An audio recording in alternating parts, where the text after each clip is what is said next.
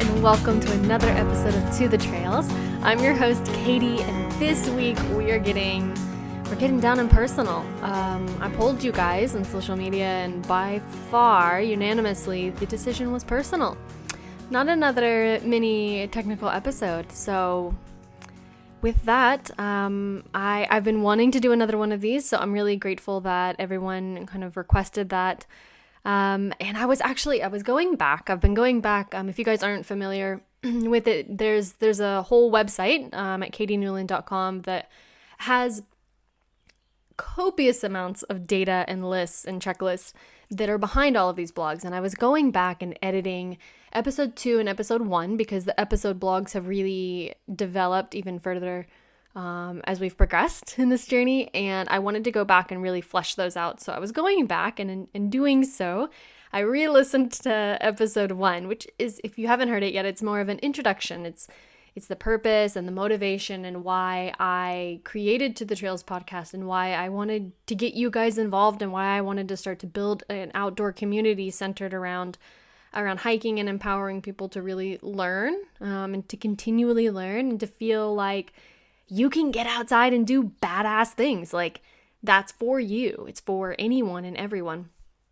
And when I was listening to it, I started I felt a call to go do something outside. Like, I felt like I needed to go and be outside, and it was a lot of my own personal backstory. Anyway, so I got really excited about doing a personal one. So I'm very grateful that aligned with you guys as well. And I think the personal reasons of why we get outside and our stories and our journeys are really important to hear, and they're really important to share because we all resonate with something inside of that. The discovery of figuring out what you want to do is seemingly so simple and so trivial, but at the end of the day, society screams so much at us and tells us what we can or shouldn't do, or how we should look, or what our work lifestyle should be, or what is success. And a lot of times we lose ourselves in that. And that for me is one of the biggest motivations for getting outside for the whole last 4-year trajectory of my life. And what I'm continually working towards and trying to make all of the things that I want to do align with what I actually do. And again, while that's seemingly so simple, it's really, really hard. And one of the ways for me to identify those things that I want to do and the discrepancy between what I actually do is by getting outside, is by stepping outside, even if it's just outside my door and looking up at the sky or looking at the stars or whatever colloquial kind of not colloquial, cliche. There we go. There's the word. Whatever cliche it sounds like you're doing, that stuff is so empowering. It's so simple, but so dramatic. And so I want to dive a little bit more into that in this episode. And then also this week we have really exciting personal news. And that aligns very much with what the theme of this podcast is and the theme of this community. I hope it continues to extend beyond just the podcast. The podcast is a way to learn, but to inspire everyone to integrate more outside. It's a weird way of saying it, but to really just spend more time outside, and to not just spending time outside, but integrating everything outside with your daily life and your daily actions, so that it doesn't have to be this disparate concept. It doesn't have to be this, I need to save $1,000 to go on this road trip in order to go to all these national parks and check off this list and accomplish XYZ or take these beautiful, breathtaking photos to feel like I've been outside. It's not at all what it's about. So with that, I'm not going to make you guys wait until the end. We have really exciting personal news, and if you haven't seen the suspense built, that was not intentional on social media. We were also under suspense because we were just waiting for everything to come through, because we've had a couple of things that have gone on in the past year that have fallen through, and we kind of told family and friends, and at the end of the day, it didn't work out, and people backed out on us, and things got canceled, and that's kind of more treacherous to go through and wade through emotionally than just being patient. So without further ado, I'm not going to make you wait anymore. We bought land. And I hate that phrase, but that is the action. That is what we did. We purchased land here in Chilean Patagonia. And it feels really, really good. It feels incredible. So a little bit of backstory, because I want you to understand kind of what our goal is, and not just to purchase land and that's the end all be all, and to mow it and manicure it and just to have it. There's a much greater purpose and a much grander dream that I've had for a long time. And Fernando supports indefinitely. So the two of us, Fernando and I, Fernando is my husband.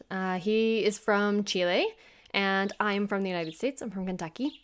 And both of us met in Boston. I'll give you a high level backstory if you want a little bit more. There's more in the first episode. But we met in Boston. I was doing my postdoc at MIT when I moved there. And Fernando was doing his PhD in astronomy. And we met at a rock climbing gym. We met at BKB. And a lot of you guys listening in are my climbing community, my climbing friends. And I miss you guys dearly. And a lot of you guys are from grad school. So I met a lot of people and a lot of incredible people in grad school and rock climbing. And that encouraged me to continue that pursuit. It really parallels outside beautifully. And the climbing community is very analogous in feeling to hiking groups. Like when you meet people on the trail, they're like your lifelong friends that you didn't know you were missing. Like the climbing community and the rock climbing community are just like fucking phenomenal. I don't know if I'm allowed to cuss on podcasts. I guess I can do whatever I want. Maybe we'll see. Anyway, they're just phenomenal. And anyway, so we met at BKB, which is a rock climbing gym in Boston, and we decided that we really wanted to. I don't know. There was some kind of an emptiness, and we didn't want to fit the social standards and the social norms that are kind of placed on everyone. And I had been really, really pursuing this concept of bridging the gap between the discrepancy of what I spend my day doing and because your priorities are basically what you do. You can have in your head what you actually think priorities should be or could be. But in reality, your priorities are what you spend your time doing. And what I noticed was that there was this discrepancy between what my priorities were, what I thought they should be, and what I was actually spending my time doing. So I really wanted to begin to work to bring those closer together. And in doing so, it led us on a lot of really incredible adventures the past 4 years. So after 1 year of doing my postdoc, both of us transitioned to industry positions where we could save a lot of money for a year. I was in pharma, and after that year, okay, first of all, this is one of the big reasons I'm going to kind of break in and out of storytelling and also motivation, because that's really important, I think, to me and to all of you guys, is during those times when I was working, classically 9 to 5 all week. I mean, grad school was way worse than that. It was like 12-hour days plus weekends, but it had like no work-life balance. It just didn't exist. And during those times, the thing that reset me and the thing that got me outside was almost unanimously in agreement with what you guys said, is why do you get outside? And it's to de-stress. I mean, there are times when I felt like the world is collapsing and there's no reason to do anything or to pursue something, or the things that I'm doing are trivial. And when you get in that hole, to me, the way that I get out is I move. And I get outside, and sometimes I don't have the capacity to drive and go somewhere, so that movement looks like yoga, but there's nothing that parallels stepping foot outside and moving and hiking among the trees, and actually being, for me, it's in a forest, and breathing in that air. And as soon as you step onto that, it's just like a whole world opens up. Time slows down. And it just shocks your system back as like a reset. It's the most eloquent shock ever. And I think that's so strong for me, that's the foundation of why I'm doing all of this, because I just genuinely want more people to realize how incredible they are and how powerful they are to themselves and to everyone around them. And all you have to do to experience that and to know that at the depth of your core is to be outside. And everything else is just embellishment, whether you go to a national park or whether you go to a state park or whether you have this huge bucket list and you check it, or you summit 4,000s, or you go mountaineering and you summit 8,000s. Like, it doesn't matter. It doesn't matter, because you do hard shit and you prove to yourself what you are truly capable of, even if it's just a walk through the woods. So that was our kind of like sanctuary during that year in industry, is that we would go to the White Mountains. We were living in Boston, so we would go explore New England, and we would get outside as much as we could. We slept in our car. We slept, in campgrounds. We would go, in off season where the campgrounds were closed, and then you just like drop your money in a box. And I was also exploring stuff with women's groups at BKB, and that was exquisite. Like, experiencing groups that you've never met before and just feeling like family. Like, that group is one of the most connected, incredible set of women I have ever experienced outdoor things with. Like, it was phenomenal. So I'm super, super grateful for all of that. And that led us to really questioning, like, okay, well, why don't we break away from what society expects of us, break away from the 9 to 5, and actually try something different? So we toyed with a lot of different ideas, and Fernando really had this passion for wanting to do bike touring. So we did it. We bought bikes, we bought panniers, we bought all of the gear we needed, and we biked. We sold all of our stuff. We shipped a few boxes of things to my parents' house in Kentucky, and we biked from Boston to Canada. And there was this grand ambition of biking all the way down to Patagonia, all the way down to here. And we hit part of Canada to start to do the Trans-Canada road, and it was absolutely miserable. Like, we were miserable. I had saddle sores that were just like, took weeks to heal the first time we had a break in Kingston. And they came back with true hatred towards me, and it was just awful, and it wasn't what we wanted to do, and it detracted from our goal of really spending time outside. And it was fully immersed outside. Like, you're outside. That's it. It's like backpacking but on a bike. It is literally the same, and it just wasn't for us in that moment, and we still have all of our stuff and intend to do it again. But anyway, so we shifted gears. We began to learn when we needed to adapt and when we needed to modify, and we shift gears towards van life. And that was another incredible way to overland. And again, I think people sometimes miss the concept of van life. But for us, and I think everyone has their own motivation, but for us, it was truly about experiencing culture and nature in a more accessible way that was sustainable for us in that point. So for us to be able to have computers and gear, and to have places where we could actually like work remotely, van life was brilliant. It was incredible. And we were able to travel and see so many different things. And that just is overwhelming in how much nature blows your mind. I mean, not just nature, not just mountains and volcanoes and rivers and rock formations and all of that jazz, which is just exquisite in its own right. It's about experiencing a tiny turtle sanctuary on the coast of Mexico, where you get to interact with the people who spend, all their days working a 9 to 5 just to pay for the gear to protect endangered turtle species from poachers. And they ride 4-wheelers every single night to watch for any turtles that come onto the shore. And we got to ride with those people on the coast of Mexico. And I remember just the air around us and the moon above, and like every single aspect of it. It's almost like a meditation in its own right. It's beyond words. I don't have words to describe those kind of experiences. And those kind of experiences come in all sorts of ways. They don't have to be at the summit. They come in the trip up there.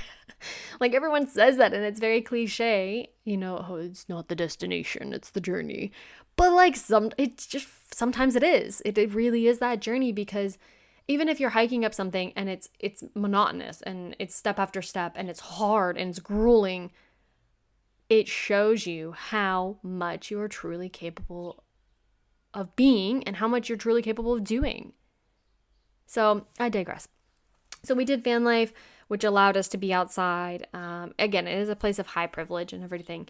But I think the point of the story is not to go do van life. The point of the story is not to go do bike touring. The point of the story is to realize that you can be in nature and you can do hiking, exploring things anyway. It doesn't matter. And I love it. So I'm going to get a little bit more personal now. Oh, I lied. The whole point of me telling you that was that we bought land. So that led us to here. COVID happened. I'm not going to go into the whole details of COVID and what that did, but that turned our life literally upside down. It locked us apart for 9 months. I was in the US and Fernando was here in Chile. Anyway, we had a long-standing dream of finding someplace large. So we bought 123 acres of mountain land. We are situated a little bit north of Coyhaique, if you're familiar with Chile at all. If not, I strongly urge you to look it up. I knew nothing of Patagonia really before, and it's breathtaking. I mean, I keep using that word, but you drive everywhere and there's mountains around you. You cannot get away from the mountains. So we have mountains on either side of a flat space that is a huge river that cuts through the property. It's mostly forested. It has some flat spots. And our immediate goal, of course, is to have a small home that we're going to build on there. Not a tiny house, but a little bit bigger than a tiny house. And my dream is to have a hybrid. Well, the dream for the land is to reforest. There are a lot of parts here that are affected by cattle and affected by lumber industry. And my goal is to replant native species that are either extinct or not extinct, but are very endangered or don't exist anymore in this region. So just extinct to this area because of over exploitation. To work with local groups, also for rewilding and to increase the biodiversity on our property. And in parallel with that, I have a really, really future dream of having some kind of a studio lab hybrid where scientists and creatives alike can come and visit and to soak in the grandeur of everything around them and experience nature and experience a working condition that is not high level stress and is not filled with social expectations of you have to produce this or you have to do this to be successful, but to actually resonate and immerse yourself in something that is so unintrusive that you actually get to the core of what you want to create, and to have a space for that would be absolutely phenomenal. So that's kind of the goal. And to be able to have people come out and learn and to have literature and to have experiences for children and adults and people who want to actually learn how to take care of and cultivate something beautiful with the world in a way that we can make it profitable with the markets and everything, but to have people really learn and to appreciate and to realize how truly life-changing experiencing nature is. But now I want to get a little bit more personal because this past year and a half and basically the past 2 years have been really, really, really challenging. We had the pandemic and I was kind of stuck in the US, and being able to walk in my parents' backyard and being able to walk in nearby parks where I wasn't driving, I wasn't going anywhere, I was staying quarantined. Or being able to walk even to when I stayed in a place in Cincinnati for a month, I walked to the cemetery because there were exquisite trees. There were really big, large trees. Those moments, I didn't have fancy hiking gear. I didn't take anything that you needed. You don't even need water bottles to go for an hour to walk. But those moments where I just sat underneath a tree or ran my hands through the grass and breathed in fresh air those moments helped me get through dealing with things that I couldn't change. I could not open borders if I wanted to. I could not move those kind of mountains. And I think that taking to nature makes you real. It humbles you in a way that nobody telling you, like anybody cannot tell you that. You have to experience that for yourselves, and you have to realize how infinitesimally small you truly are.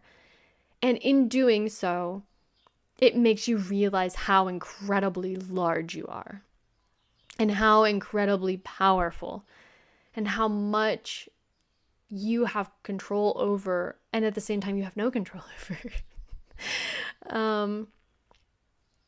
But I think that the saving graces that have really shown me, how I get outside is in those moments of where I feel so much hopelessness. Like I don't feel like I have control over anything.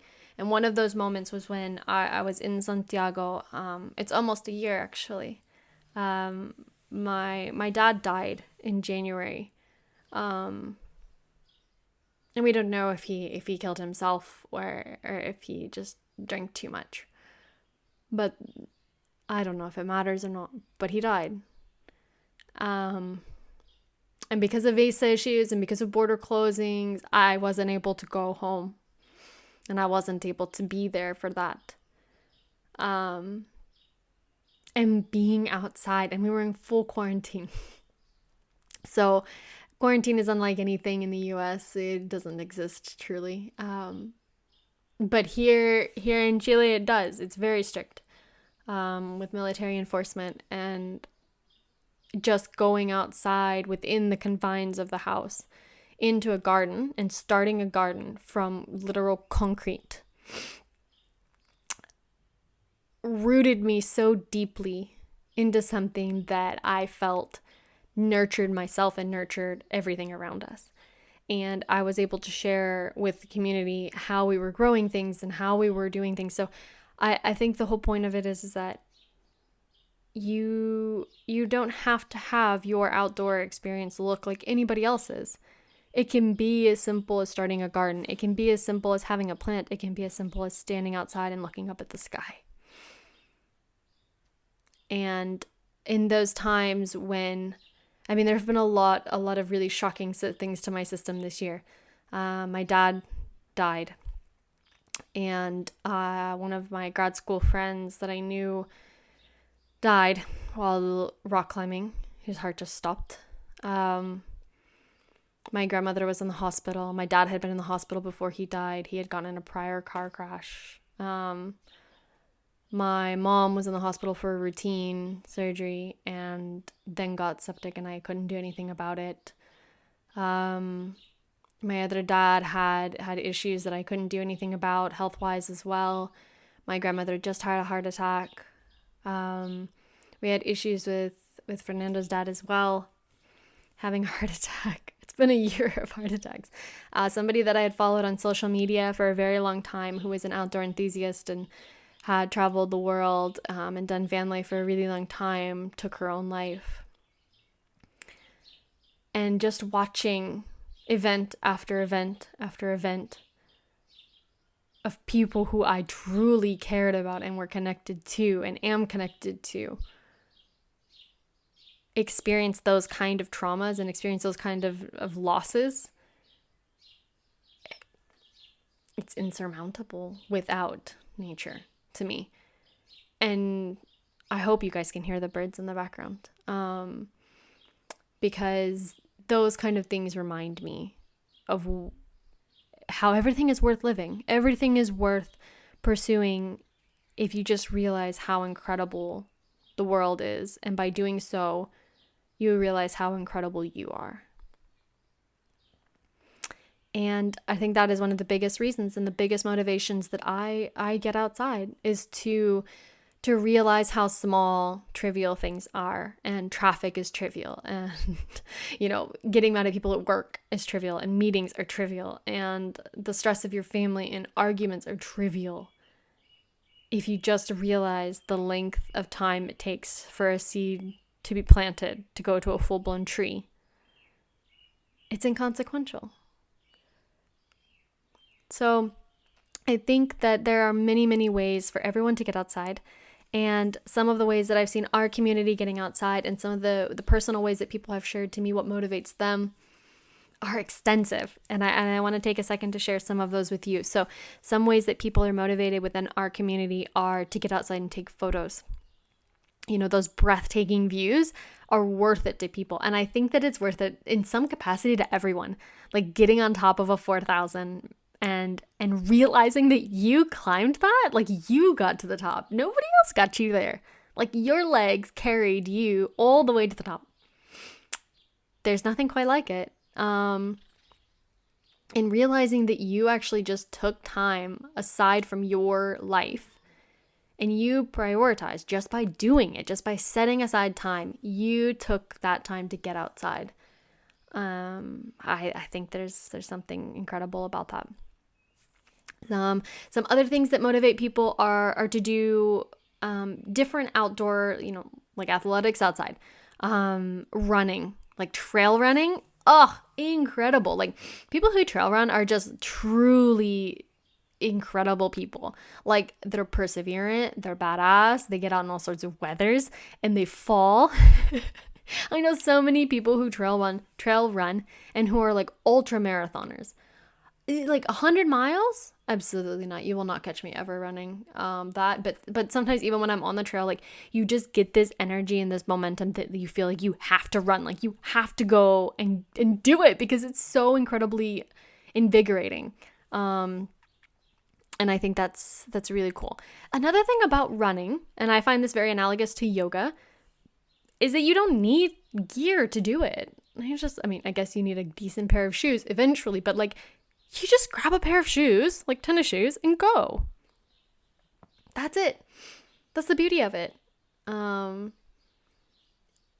And I think that having that parallel, like even if you do yoga, taking yoga outside, running outside, walking outside, going and doing HIIT exercises outside, like you might look a little crazy, but like just do it. Go grab your stuff and go in the backyard. Like if it's raining, go in the backyard, go in your front yard, do it in your street. Like, okay, don't do it in your street. I didn't recommend that. Driveway is what I meant.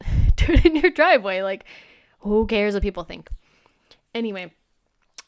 Last point that I really want to highlight, is another motivation, same topic, is, there's bird watching too. We haven't talked about bird watching, but we're going to get into that one episode because it's a really cool way, I think, to start to appreciate what's around you. And when you start to become aware of things that are immediately around you, even if you don't care about birds, like you don't have to be obsessed with birds to go bird watching. It's just the appreciation of something that already exists around you that you didn't see before. And it's like a whole new world right in front of you, and it's free. Like, I've listed a bunch of resources on the last episode, if you guys want to get into some of that. But anyway, I'm going to show you, if you don't know, this is also in video for the first time. I know I said that in another episode, but the videos are really bad. And this one's also really bad because I don't have a tripod yet, but we're getting there. Look, we went into town today and I have the privilege of buying a bunch of books. Books are very expensive here in Chile, like really expensive. So if you're not in Chile and you're like in the US or Canada or Europe, just appreciate the cost of books because they're so expensive here. Anyway, we went to the library first to find some resources, which is my highest recommendation actually. But they don't have any references here in the middle of nowhere. So we got some amazing books and they are all about native and medicinal plants here. And part of beginning our dream for our 123 acres is to identify things that are native and things that are invasive and begin to clear out invasive species and begin to tag and label everything that we have that is native, and figure out what we need to integrate back into the land, and also to be able to use, to be able to learn what people have used for as long as, since time existed here, and what people have introduced. And I think another part of that is that we, with this kind of studio lab idea, is us building in trails and us building in trail network systems into the property so that you can go around and you can learn. And it's almost like a foraging kind of experience. You don't have to forage, but to learn what's around you so that you feel like there is this deeper connection than just superficial, going somewhere to take a photo kind of concept. So, and then our ultimate goal with the land is to donate it as a park, and to turn it into a park system so that it is protected, and not purchased afterwards meaning when we die, but to continue on as a protected area for the future. So with that, I'm not gonna go any deeper. I would love to hear what motivates you guys. I've already highlighted a lot of things that our community has found really gets them outside is de-stressing, the views, personal motivation, proving to yourself that you can do something, taking hobbies outside, running, physical exercise is a big motivation for a lot of people. And I think that the beautiful part is that all of us get to experience, even if it's the same hike, at the same walk, the same neighborhood, the same trees, we experience it for ourselves. And in turn, we get to experience it for everything and everyone. So with that, I thank you guys so much for being here. I really hope you guys are stoked for next year. I want to highlight a few things. We're going to have a couple more episodes before the end of the year, but next year, we're going to dive into a lot more interviews. We're going to have an artist on the show who highlights mental health. And I would love to get a couple more people that I've got lined up. So if you guys know anybody or if you want to be on the podcast, shoot us a message. Shoot me a message. You can do the contact at katienewland.com. And I encourage you guys to go and check it out. There's a ton of free content going up. They're all resources that I use and have come from personal experience. And I think that it's starting to come together really, really nicely. So I encourage you guys to use it and share it with anybody who is new or is really looking for hiking resources, and let us know what you want to see. So with that, I hope you guys find time to pack your bags, to grab what you have, to get outside and figure out what motivates you and just experience it. Like, forget about all the fluff, forget about all the gear, forget about everything you might or not need. Go outside. So I encourage you to take to the trails, and I can't wait to see you guys next week.